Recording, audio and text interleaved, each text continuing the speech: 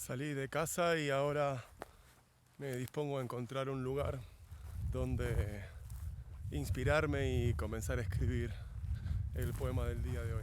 Si uno se conecta con la naturaleza, las pequeñas cosas que van apareciendo en el camino, una hoja, un árbol, la sombra. ¿Qué es todo esto? El sol, la vida, el bosque. ¿De qué se trata vivir y transitar por el mundo? ¿Quién soy? ¿Qué hago acá en la tierra? ¿Qué es un árbol? ¿Por qué todo esto es verdad? ¿Por qué me acompañan estos seres increíbles?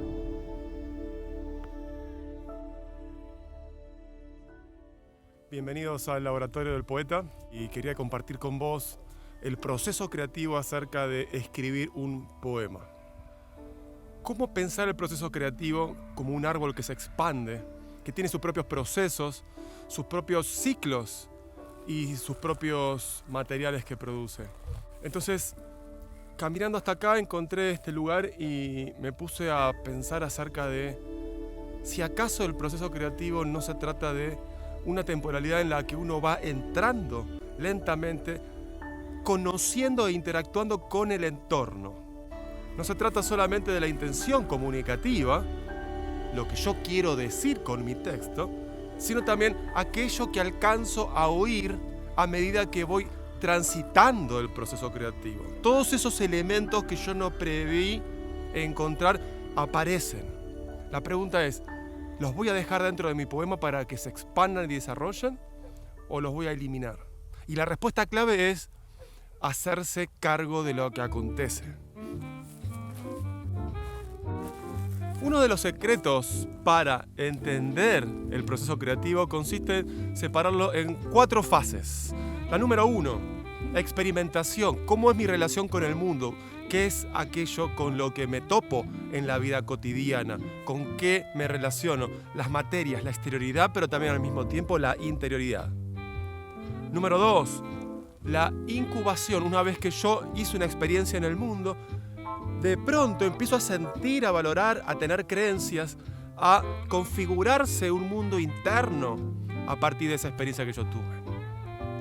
Número 3, el proceso de invención. Ahora agarro la computadora, la lapicera y me pongo a escribir, como en un chorro ininterrumpido de creatividad, donde no hay que juzgar. Y número 4, la composición. Ordenar, depurar todos esos elementos que fui recolectando en la experimentación, en la incubación, en la invención y finalmente en la composición. Todo eso se articula, se ordena y al mismo tiempo se aplica en la técnica semiótica para convertir tu material vivencial en una forma estética. Una de las preguntas que siempre me hacen los televidentes y mis alumnos es: ¿pero pensar la cuestión técnica no detiene mi espontaneidad? Y la respuesta es no. Porque justamente la espontaneidad es una libertad y la libertad no es algo que no tiene límites, sino algo que tiene límites dinámicos que permiten a esa energía proyectarse, expandirse y al mismo tiempo integrarse con todas las demás energías. Por lo tanto, la técnica lingüística, es decir, los recursos retóricos, lo que vos conocés de gramática, todo aquello que hace parte del lenguaje son recursos que vos podés utilizar para escribir tu poema. El ser humano tiene espíritu, corazón, mente y cuerpo. El poema no se escribe solamente con la mente, ni solamente con el corazón. El poema se escribe con el espíritu, con el corazón, con la mente y con el cuerpo.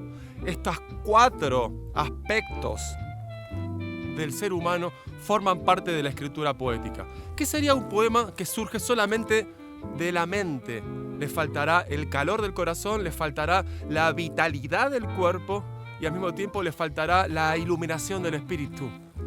¿Cómo es posible que una verdad espiritual se exprese si no es a través de una mente que piensa, a través de un cuerpo que siente, a través de un corazón que se emociona y que tiene sentimientos?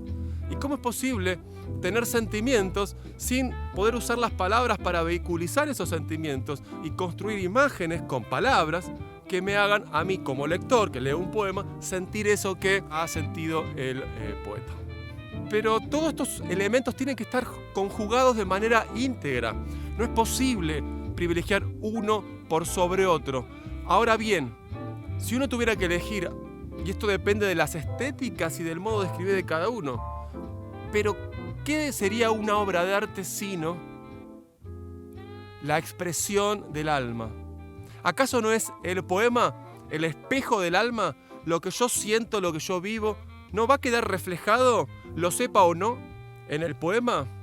Pero también el lenguaje forma parte de la escritura. Entonces uno tiene que conocer el lenguaje para que el texto quiera decir lo que yo apruebo como poeta y no lo que yo dejo en libertad que se autoexprese. Porque muchas veces el texto no va a representar lo que el poeta quiere decir.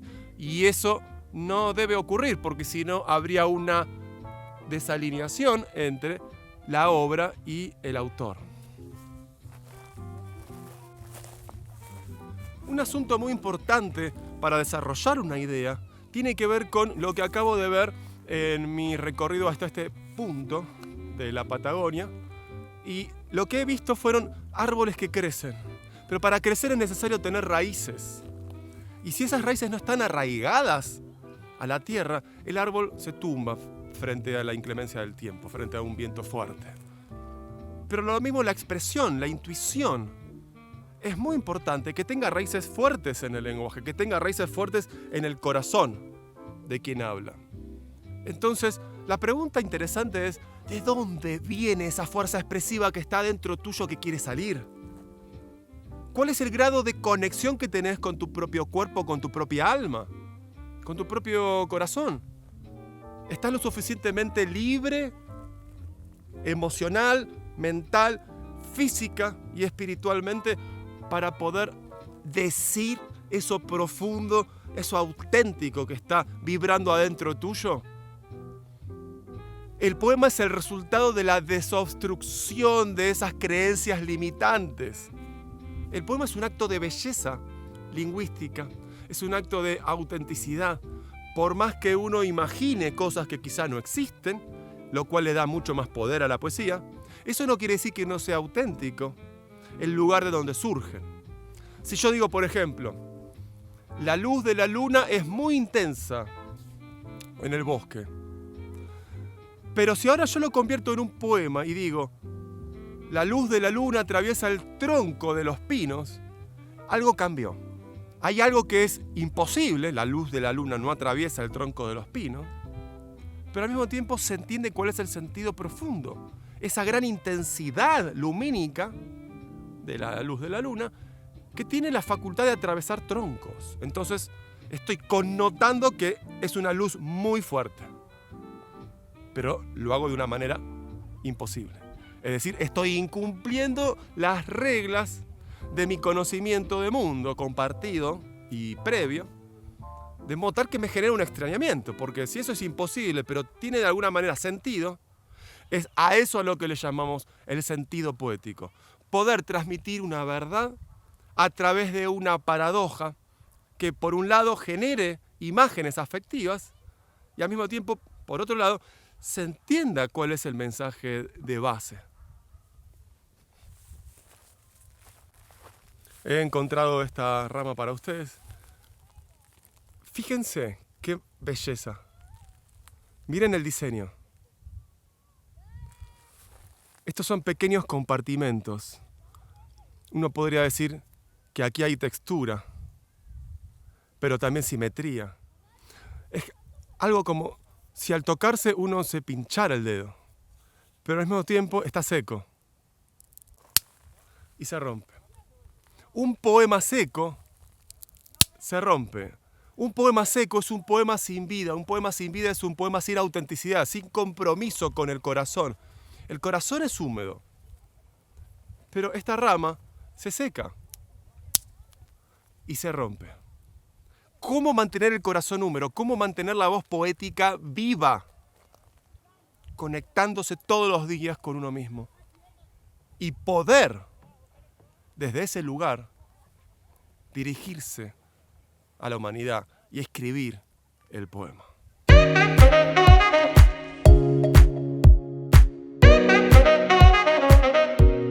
Bienvenido al Laboratorio del Poeta. Y en esta oportunidad quiero compartir contigo una experiencia. Tuve la oportunidad de descubrir un hermoso árbol y me inspiró. Por eso, el registro de la experiencia, del cual vamos a partir hoy para convertir ese enunciado experiencial en un enunciado poético, dice así.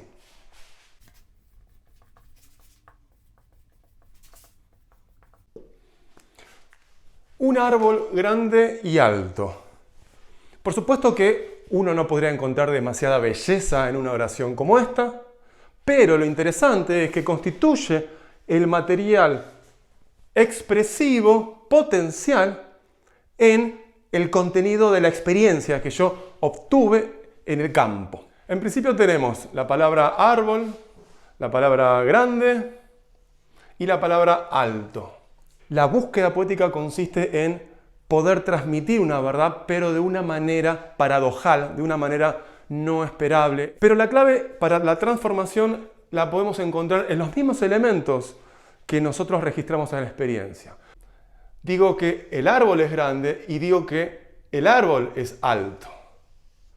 Pero una de las claves para la transformación del enunciado empírico involucra operaciones, como acabamos de decir.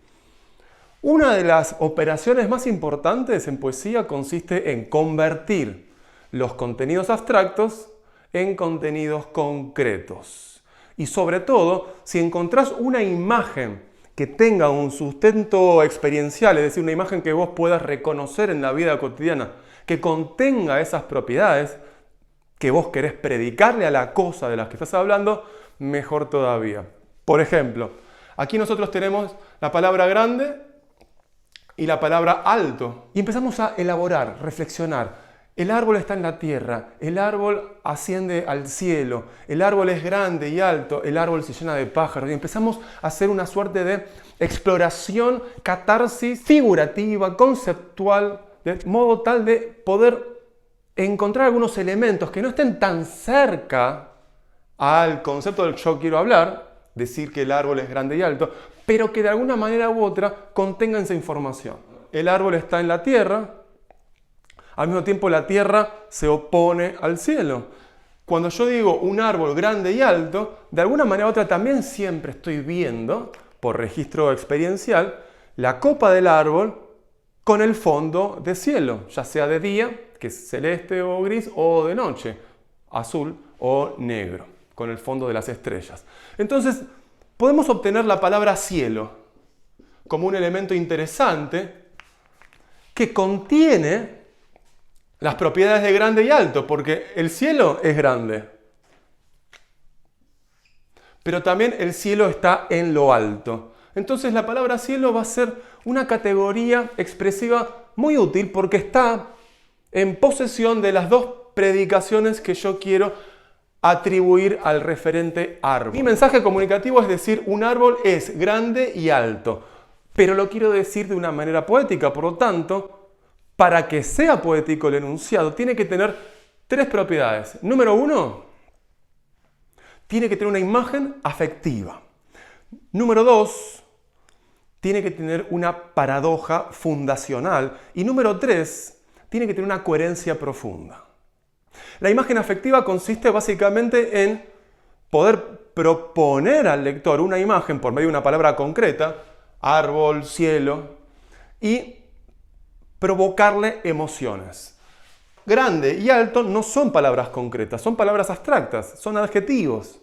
En cambio, cielo y árbol sí son palabras concretas. La prueba que podemos hacer para verificar si es una palabra concreta o una palabra abstracta es hacerse la pregunta, ¿puedo sacar una fotografía?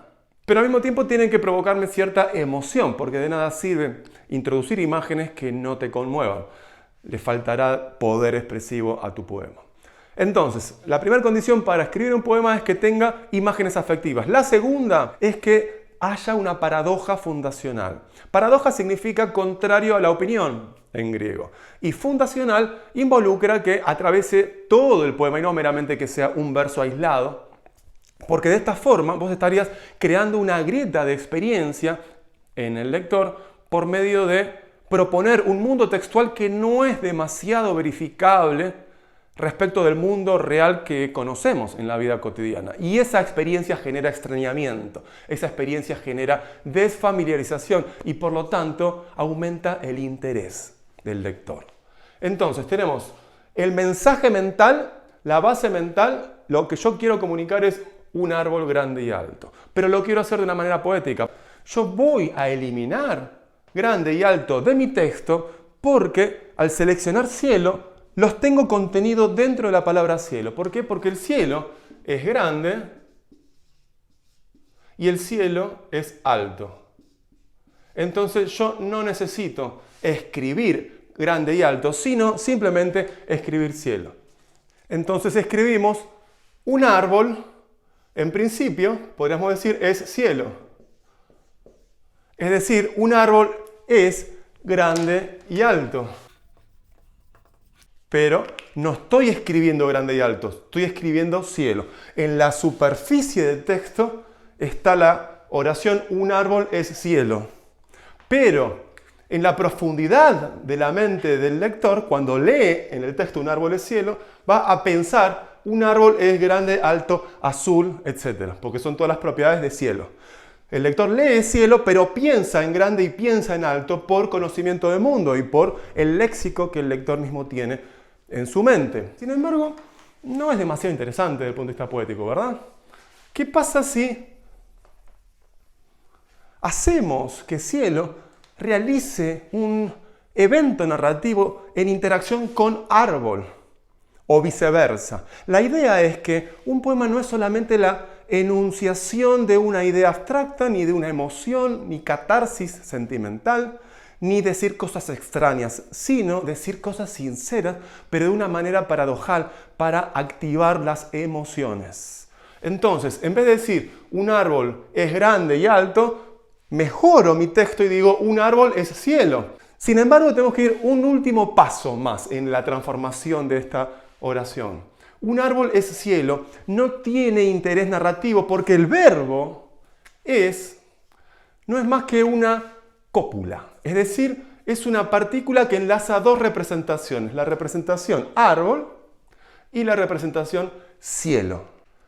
¿Qué pasa si sustituimos el verbo es por un verbo que involucre un trayecto narrativo interesante? Porque va a ser imposible, pero al mismo tiempo va a vehiculizar las predicaciones de grande y alto que están contenidas en el cielo. ¿Cuál podría llegar a ser ese verbo? El cielo entró en el árbol. En este enunciado nosotros tenemos un verbo muy interesante que es el verbo entrar. Sabemos por conocimiento de mundo que los cielos no entran en ningún lugar, así como el perro entra en la cocina, sino más bien que es un espacio, no una cosa. Por lo tanto, el verbo entrar, predicado del cielo, es algo que nuestra experiencia no tiene registro. Por lo tanto, suena extraño y por lo tanto interesante. El cielo entró en el árbol. Aquí tenemos otro elemento. Los árboles son muy poco probables de albergar entidades por dentro. Por supuesto que un pájaro puede hacer su nido adentro del árbol. Más probable que pensemos al árbol como una entidad maciza que como una entidad hueca que puede ser habitada. Ya suena extraño porque nuestra experiencia no nos da un registro demasiado intenso de esa posibilidad empírica. Pero más aún si conectamos dos imposibilidades. Que el cielo entre cuando por conocimiento del mundo sabemos que el cielo no puede entrar a ningún lado. Desvío número 1. Y el desvío número 2 es que algo entre en un árbol. Por lo tanto tenemos dos desvíos. Los cielos no entran a ningún lado y en el árbol no suelen entrar las cosas. Cuando juntamos los dos desvíos ocurre algo interesante. El cielo entró en el árbol. 1. No solo estoy diciendo algo imposible de dos maneras, porque el cielo no entra y al árbol nada entra, sino que 2. Estoy predicando de árbol estas dos propiedades que yo había identificado y querido comunicar qué son las propiedades de grande y de alto. ¿Por qué? Porque en el subtexto, este es el texto que yo leo, pero este es el texto que yo pienso. El texto dice el cielo entró en el árbol.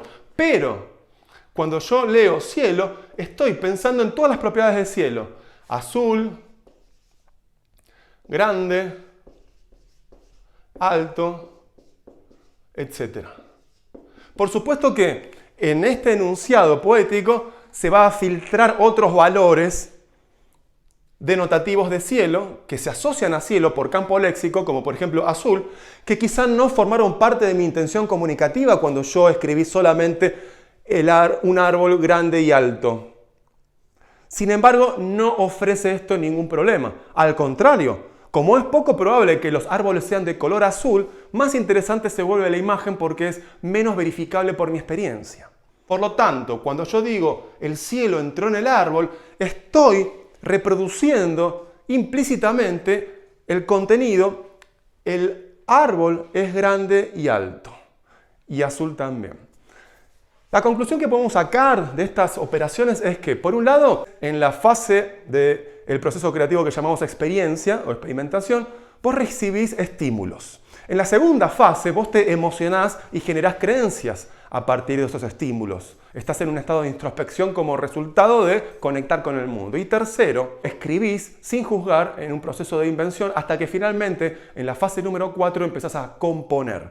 Y una de las operaciones más importantes para convertir ese material empírico en un poema posible es operar transformaciones de desvíos, donde vas a buscar imágenes afectivas en vez de conceptos abstractos, cielo en vez de grande y alto, vas a buscar paradojas fundacionales, vas a decir el cielo entró en el árbol y no el árbol es grande y alto, y al mismo tiempo coherencia profunda, es decir, querés transmitir tu contenido, que originalmente, recordemos, era el cielo es grande y alto. No estoy diciendo algo sin sentido, sino que estoy diciendo algo con sentido pero de una manera profunda porque en la superficie del texto lo estoy usando de manera tal de que puedo introducir poesía, paradoja, al mismo tiempo expresión.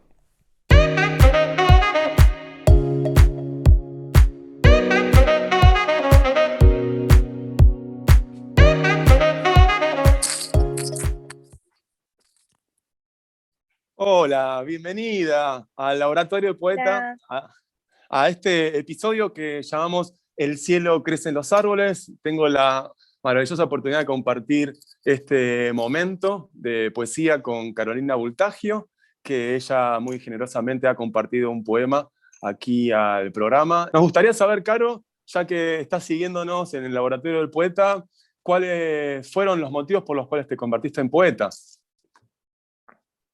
Bueno, muchas gracias primero por la invitación. Y yo trabajo en una farmacia, estoy casada, soy mamá de 2 hijos y además soy poeta. A veces la estructura tradicional de la vida que sugiere la sociedad y la cultura no me alcanza, no me alcanzaba. Exactamente. Necesitaba ir por afuera y probar otras cosas. Y descubrí la poesía y me siento muy cómoda. ¿Cuántas personas hay que se sienten poeta por dentro, pero quizás no se animan o no conocen algunas técnicas del lenguaje, por lo tanto nunca expresan su alma? Y la oportunidad que uno se da a uno mismo de, más allá de la situación en la que uno viva, poder arriesgarse, poder hacer lo que a uno le gusta, me parece que es algo fantástico y te felicito por lo multifacética que sos y por tu amor a la poesía. ¿Cómo es que escribís tus poemas? ¿Cuál sería tu proceso creativo? Todo el tiempo, durante todo el tiempo. Mientras estoy en transporte público, yendo a mi trabajo, volviendo a mi casa, o estoy en la calle, o estoy en casa. En realidad la poesía fue como ayudando a poder encontrar nuevas porosidades en las otras tareas, en las otras facetas de mi vida, y terminó como sosteniendo todo. Como que la poesía sostiene la mamá, la trabajadora, la esposa, todo. Es una fuente de inspiración cotidiana, no es algo aislado.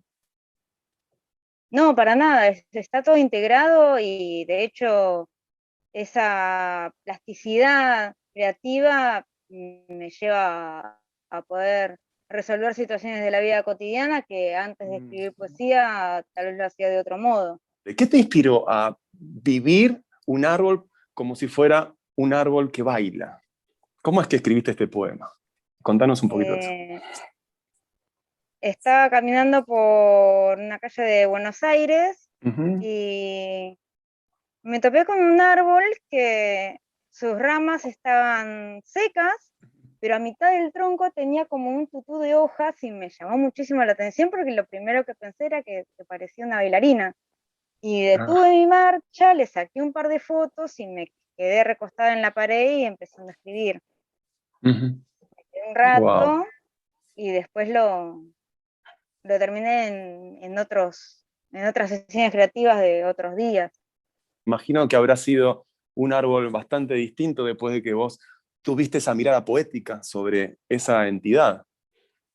Totalmente, es como que te vinculás desde otra manera con las cosas, aprendes Wow, a relacionar de otro modo, eso es muy de una manera más interesante profunda. porque, exacto, no se trata solamente de sentir la realidad bella y ponerse a escribir acerca de lo que uno siente frente a esa realidad, ya sea exterior o interior, sino que escribir también transforma la realidad. El modo como uno percibe, el modo como uno siente, el modo como uno valora la realidad cotidiana es resultado también de la actitud como poeta. ¿Cuáles son los poemas que uno escribe? Eso también genera un efecto en la realidad. Y es muy interesante eso, porque la poesía no es solamente una tarea creativa aislada, sino que es una manera también de transformar la realidad cotidiana, de hacerla más bella, más libre, incluso más alegre, porque la poesía no tiene que ver necesariamente con el romanticismo o la tristeza y el aislamiento, sino con el diálogo cotidiano con las cosas, con las personas, con las situaciones y poder liberar el alma. La poesía es por lo menos como yo lo vivo, es una manera de vivir, es una manera Uh -huh, de cómo llevar a cabo la vida y cómo uh compartirla -huh, con los demás, porque no uh -huh. solamente los escribo y lo Claro, guardo en un cajón, la idea es compartirlo, exactamente, compartir compartir. mi mirada del universo. Wow. Muy interesante. Te invito, si estás de acuerdo, a ver la belleza de tu poema y observar los aciertos compositivos, los lugares donde uno puede decir, wow, qué interesante eso, y qué útil puede ser también para otros televidentes a partir de obtener algunas herramientas que te permitieron a vos escribir de la manera en que lo hiciste. Así que te invito a ir al poema. ¿Vamos? Buenísimo, dale. Desde la profundidad de la tierra, recorre sus venas de fuego, la sabiduría de antiguos árboles, hasta los brazos sutiles que suelen derramar hojas para guiar hacia el cielo, como lazarillos, aquellas flores de luz, igual a una bailarina. Así el árbol se viste para bailar ballet, giro tras giro, se nutre del palpitante silencio ancestral, entrega el perfume de esas flores, mientras sus ramas liberan pájaros encendidos entre las nubes. Fantástico. Felicitaciones. Qué poema tan Gracias. bello y cuántas imágenes que tiene. Y al mismo tiempo, cómo se nota la escena de la vida cotidiana por donde vos pasaste, viste ese árbol y te inspiró todo lo hermoso que escribiste.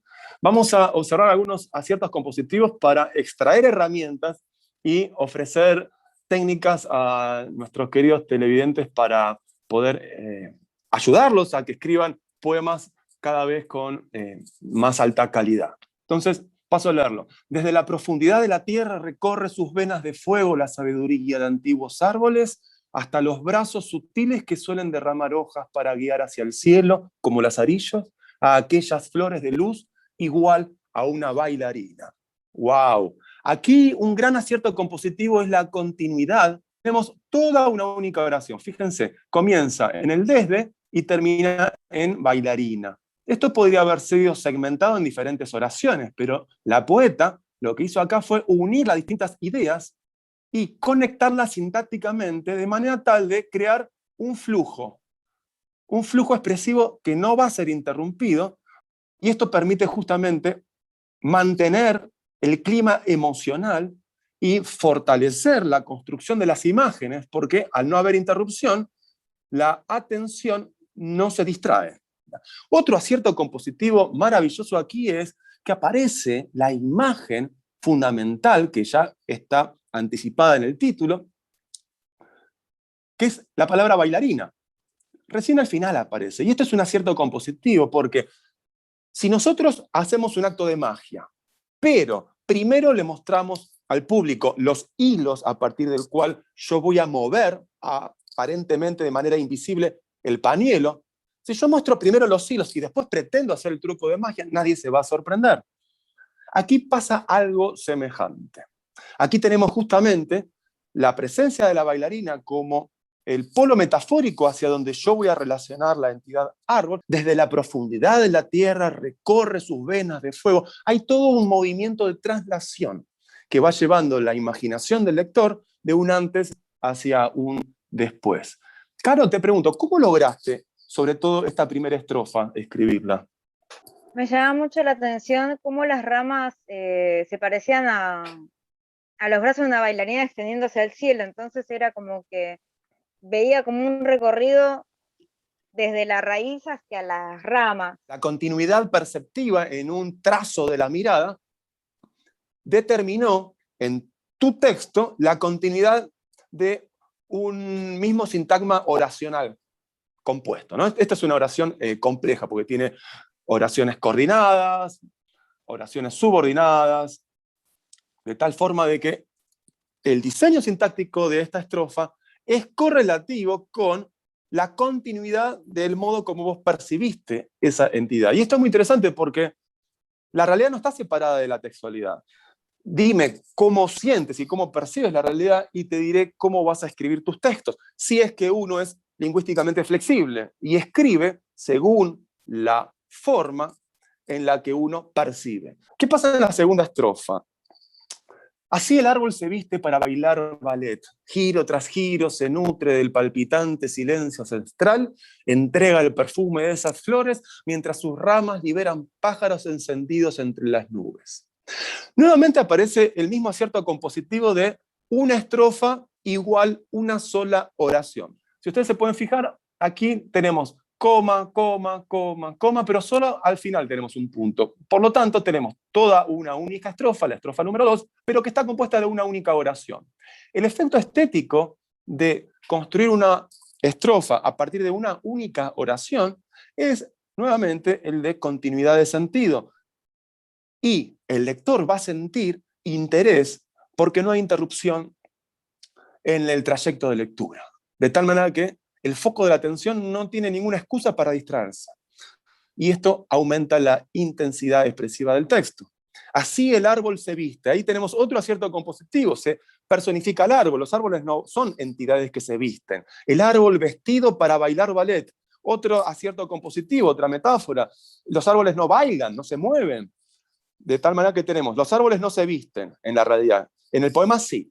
Los árboles no bailan. En este poema sí. Después tenemos otro acierto compositivo, que es este, giro tras giro, que es una especificación del modo como se baila. Giro tras giro se nutre del palpitante silencio ancestral. Aquí tenemos otro interesante acierto compositivo. Se supone que para bailar necesitamos música, sobre todo el ballet, que es una forma musical que justamente tiene sonido. Pero ¿cómo es posible que haya un silencio como marco en donde se realiza el baile? Aquí tenemos entonces un incumplimiento de una norma cognitiva que podríamos llamar regla social. Aquí la regla social por la cual se baila ballet sin sonido es justamente un incumplimiento. ¿Por qué? Porque la regla social dice el ballet se baila con música, no sin música. Pero en el mundo textual generado por Carolina, aquí los árboles bailan y bailan también en el marco de un silencio ancestral. ¿Por qué silencio? Porque los árboles tienen la propiedad del silencio. Pero genera un desvío poético en el sentido de que tenemos la conexión entre baile y silencio. Y se supone que bailar implica música. Con lo cual acá tenemos, por un lado, la propiedad objetiva del silencio de los árboles, ya que los árboles no hacen demasiado ruido, pero al mismo tiempo tenemos el silencio en relación de desvío con bailar, no en relación objetiva. El silencio, recordemos, es una propiedad objetiva del árbol, pero el silencio es una propiedad contraria a lo que se espera en una situación de baile, porque bailar implica música, y la música implica la ausencia de silencio. Entonces, silencio aquí está funcionando de dos maneras. Por un lado, ofrece una propiedad objetiva al árbol, dice cómo es ese árbol, y por otro lado, nos está diciendo algo contrario a la escena de bailar. Por lo tanto, el silencio acá es una palabra clave muy importante del poema. Silencio ancestral. Los árboles tienen ancestros, una nueva personificación, otro acierto compositivo. ¿Cómo es que te inspiró aquí, Caro, el verso silencio ancestral? Porque yo cuando escribo y cuando leo poesía para inspirarme, y en ese momento que está frente a ese árbol, está escuchando música. Y escuchar música es como en mis sesiones creativas, es para producir un espacio de silencio y para inspirarme. Entonces estaba como muy conectado. Qué interesante escribir escuchando música, ¿no? Y que de ahí salga también algo relacionado con el silencio. Muy interesante. Y también es interesante cómo después del silencio viene perfume. Silencio y perfume está generando una zona de sinestesia, es decir, de mezcla de sensorialidades heterogéneas. Justamente está creando esta sensación por medio de la proximidad entre la palabra silencio y la palabra perfume. Están en relación de versos contiguos. Y luego se recupera la normalidad de perfume, ya que se sabe que el perfume viene de las flores, ¿no? Entrega el perfume de esas flores, mientras sus ramas, aquí tenemos otro acierto compositivo, vamos construyendo lo que se llama isotopía, mismo lugar semántico, flores, ramas, perfumes, mientras sus ramas liberan pájaros encendidos entre las nubes. Esto me parece brillante. Cuando leí este final dije, wow, liberan pájaros, como si los pájaros estuvieran encerrados en las ramas, y no las ramas siendo el locativo donde los pájaros descansan. Y pájaros encendidos entre las nubes. Y un pájaro encendido, uno pensaría que está sufriendo, pero en realidad aquí el estar encendido en realidad es inspiración, no es peligro, no es riesgo, no es falta de salud, sino más bien energía creativa. ¿Cómo es que te inspiraste, Caro, para escribir estos últimos dos versos tan interesantes, ¿no? Liberan pájaros encendidos entre las nubes. ¿Cómo lo lograste?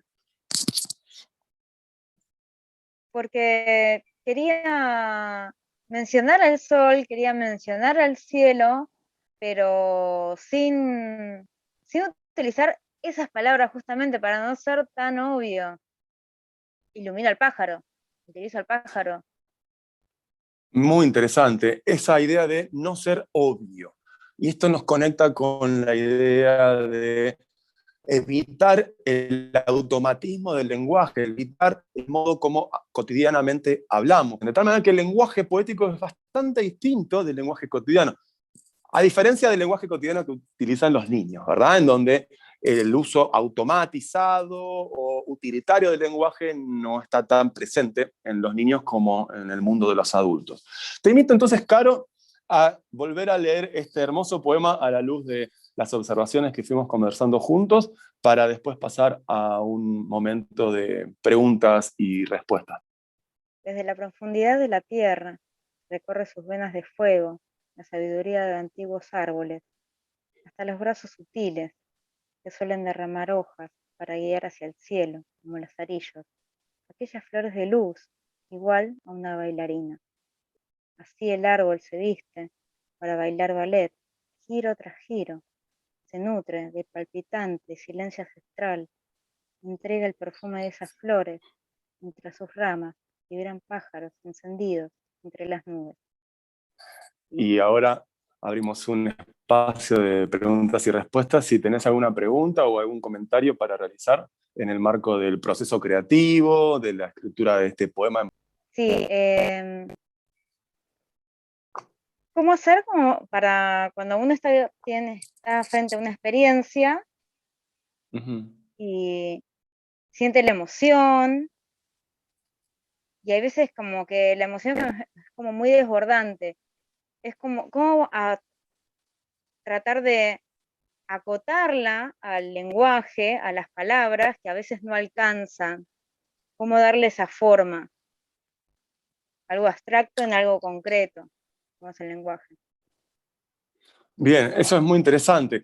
¿Cómo se relaciona mundo, mente y texto? ¿Cómo a partir de un material vivencial componer formas estéticas? ¿Cómo extraer sentido y experiencia de la vida cotidiana, pero configurándolo con forma estética? Es decir, descubriendo cómo el lenguaje puede flexionarse para dar cuenta de esa experiencia.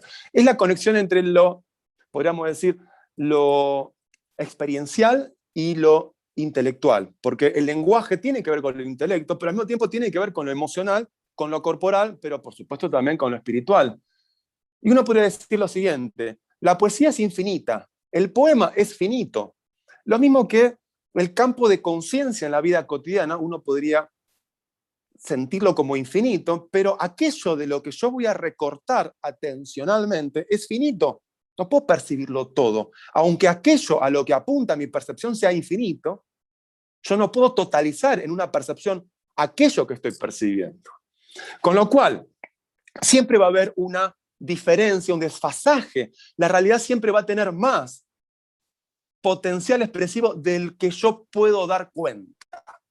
Lo mismo la poesía va a tener un campo infinito superior a que yo puedo dar cuenta en mi poema. Por lo tanto, de lo que se trata es de la zona que vas a recubrir de tu experiencia, que sea precisa, porque no va a poder ser nunca exhaustiva, porque siempre la experiencia va a desbordar la capacidad para atender de uno, y al mismo tiempo la capacidad para transformar tu experiencia.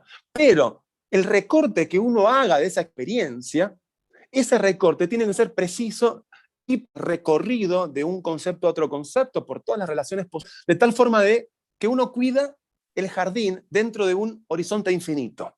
No se trata tanto de totalizar el horizonte infinito a partir de la escritura, porque eso es imposible.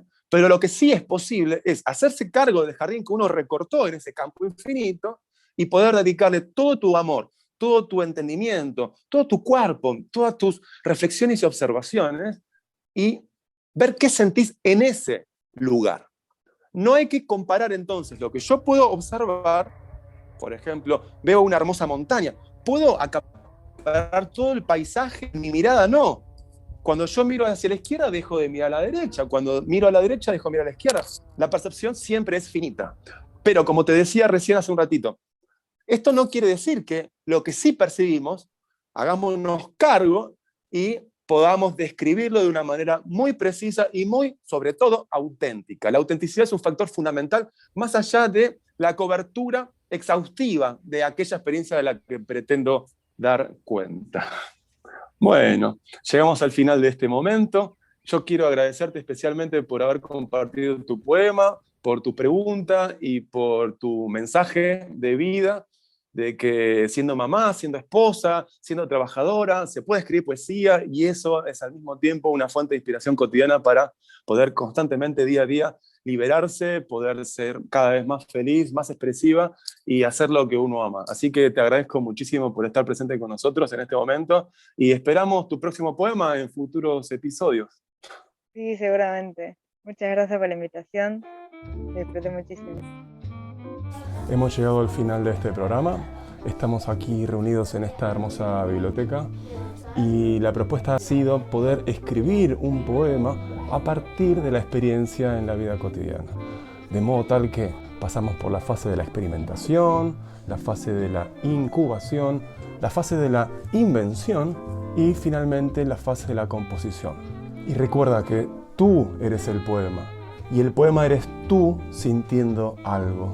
El mensaje de este programa es que todos somos poetas si nos conectamos con la sensibilidad interior, nos arriesgamos con coraje, pero también con humildad a poder escudriñar nuestras profundidades y sacarlas a la luz por medio de la palabra. Porque leer es vida, pero escribir es dar a luz. Y estoy seguro de que el próximo libro tuyo va a estar en una biblioteca como esta.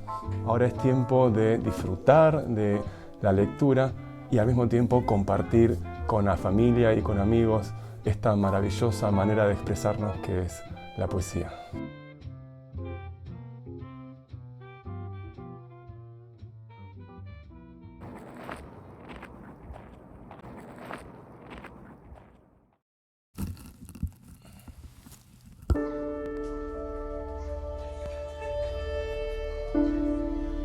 Aquí en el bosque, un árbol.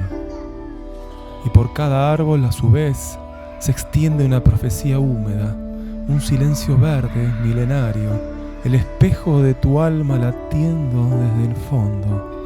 Todos los árboles sueñan despiertos, un sueño lúcido aéreo, lleno de paz, protección y esperanza. Amanece en el cosmos, es hora, levanta tu voz de la tierra, tu deseo, tus alas. ¿Puedes sentirlo? Alegría, un camino a cada paso y la vida abriéndose, crece como el cielo en un árbol. ¿Puedes oírla? Aquí estoy, esperándote, como un coro de ángeles mudos, liberando a tu alma en cada silencio, en cada hoja.